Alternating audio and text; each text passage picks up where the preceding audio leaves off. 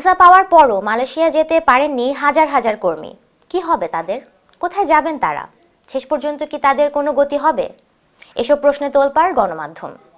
সেই প্রেক্ষিতে ভিসা পাবার পরও মালয়েশিয়া যেতে না পারা কর্মীদের নিতে দেশটির সরকারের কাছে আবেদন জানিয়েছেন প্রবাসী কল্যাণ ও বৈদেশিক কর্মসংস্থান মন্ত্রণালয়ের প্রতিমন্ত্রী শফিকুর রহমান চৌধুরী। বুধবার মন্ত্রণালয়ে ঢাকায় নিযুক্ত মালয়েশিয়ার হাই কমিশনার হাজনা মোহাম্মদ হাশিমের সাথেও এই বিষয়ে আলোচনা হয়েছে। বিস্তারিত প্রতিবেদনে। সরকারি হিসেব মতে ভিসা প্রাপ্তির পরও মালয়েশিয়ায় যেতে পারেননি 17,000 কর্মী, যাদের জীবন জুড়ে নেমে এসেছে ভয়াবহ দুর্যোগ। ভবিষ্যতে তাদের জন্য কোন গন্তব্য অপেক্ষা করছে তা জানেন না কেউই। শুরু থেকে তাদের কথা ভাবলেও এবার সরাসরি উদ্যোগ নিল প্রবাসী কল্যাণ ও বৈদেশিক কর্মসংস্থান মন্ত্রণালয়। ভিসা পাবার পরও যেতে না পারা কর্মীদের যাবার ব্যবস্থা করতে দেশটিকে অনুরোধ জানিয়েছেন প্রবাসী কল্যাণ ও বৈদেশিক কর্মসংস্থান মন্ত্রণালয়ের প্রতিমন্ত্রী শফিকুর রহমান চৌধুরী। মন্ত্রণালয়ের বৈঠক শেষে মালয়েশিয়া সরকার তার এই আবেদন বিবেচনা করবে বলেও গণমাধ্যমকে জানান তিনি। তাদের দেশে এন্ট্রি এবং কাজের ব্যবস্থা করে দেওয়ার জন্য সেটা আমরা রিকোয়েস্ট করেছি।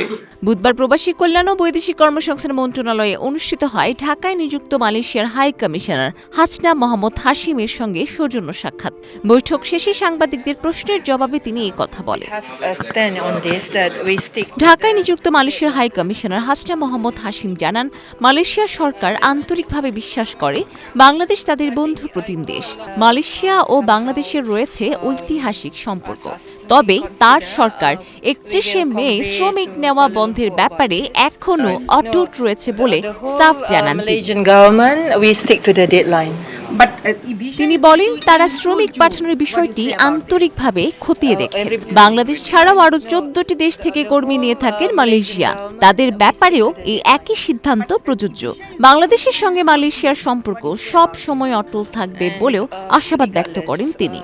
Bangladesh remains our true friends, and we talk about the history that how Bangabandhu visited Kuala Lumpur in 1973 and my king reciprocated the visit in 1974. So that remains the same. প্রতিমন্ত্রী বলেন, 2021 সালে মালয়েশিয়ার সঙ্গে বাংলাদেশের যে চুক্তি হয়েছিল তার শেষ তারিখ 31শে মে। 17,000 বাংলাদেশিদের অন্তত যাদের ভিসা হয়েছে তাদের জন্য মালয়েশিয়া সরকারের কাছে আবেদন করেন তিনি। 17,000 যাদের ভিসা পেয়েছে তাদেরকে তাদের দেশে এন্ট্রি এবং কাজের ব্যবস্থা করে দেওয়ার জন্য সেটা আমরা রিকোয়েস্ট করেছি এবং সেটা সেই মেসেজটা কনভে করবে তাদের মালয়েশিয়ান গভর্নমেন্টের কাছে হাই কমিশন। সেটাই হয়েছে এবং আমরা আশা করতেছি যে আমাদের রিকোয়েস্ট তারা রক্ষা করার জন্য চেষ্টা করবে। নতুন করে তারিখ আরও বাড়ানোর বিষয়ে প্রতিমন্ত্রী বলেন, বাংলাদেশ আন্তরিকভাবে বিশ্বাস করে মালয়েশিয়া এই আবেদন বিবেচনা করবে বলছে, আমরা রিকোয়েস্ট করতেছি। এদিকে বিএমইটি ছাড়পত্র না পাওয়া অনেক কর্মীদের কি হবে এমন প্রশ্নের জবাবে প্রতিমন্ত্রী বলেন, যারা মালয়েশিয়া যাওয়ার জন্য বিভিন্ন রিক্রুটিং এজেন্সির সঙ্গে যোগাযোগ করেছেন এবং এজেন্টের মাধ্যমে যাওয়ার প্রস্তুতি নিয়েছেন, এমনকি যারা ভিসা পাননি তাদের ব্যাপারেও মন্ত্রণালয় বিবেচনা করবে। এমনকি ক্ষতিপূরণের ব্যবস্থা নেওয়ার ব্যাপারেও কাজ চলমান। যারা ক্ষতিগ্রস্ত হয়েছে যাদের তালিকায় আসবে তাদের ক্ষতিপূরণ দেওয়ানোর ব্যবস্থা আমরা গ্রহণ করব। এ সময় প্রবাসী কল্যাণ ও বৈদেশিক কর্মসংস্থান মন্ত্রণালয়ের অতিরিক্ত সচিব মোহাম্মদ খায়রুল আলম, নূর মোহাম্মদ মাহবুবুল হক, যুগ্ম সচিব মোহাম্মদ আবু রায়হান মিয়া সহ মন্ত্রণালয়ের ঊর্ধ্বতন কর্মকর্তারা উপস্থিত ছিলেন। ডেস্ক রিপোর্ট, প্রবাস খবর।